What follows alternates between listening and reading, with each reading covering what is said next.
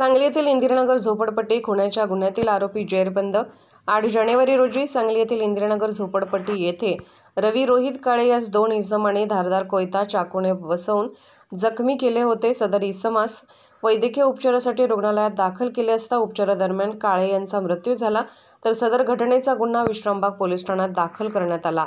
वरिष्ठांच्या आदेशानुसार पोलीस निरीक्षक सतीश शिंदे यांनी सदर आरोपीचा तपास करत असताना बातमीदाराकडून मिळालेल्या माहितीनुसार 100 फुटी रोड ते उष्शकाल हॉस्पिटल रोडच्या आजूबाजूच्या कडेच्या परिसरात निगराणी करत असता 2 संशयित इसम रोडकडेला झुडपात संशयास्पदरित्या त्यांचे अस्तित्व लपवून थांबलेले दिसले।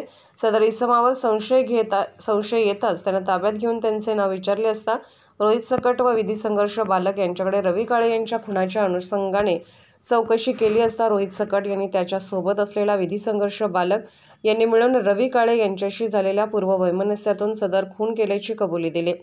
सदरची कारवाई स्थानिक आर्थिक गुन्हे शाखेचे पोलीस निरीक्षक सतीश शिंदे, अनिल ऐनापुरे, अरुण पाटील, कुबेर खोत, दीपक गायकवाड, प्रकाश पाटील, सुरेश थोरात, विनायक सुतार, अभिजित ठाणेकर, सुनील जाधव, रोहन गस्ते यांनी यशस्वीरित्या पार पाडली।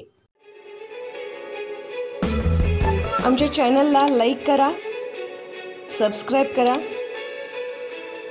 व बेल आयकॉनवर क्लिक करा।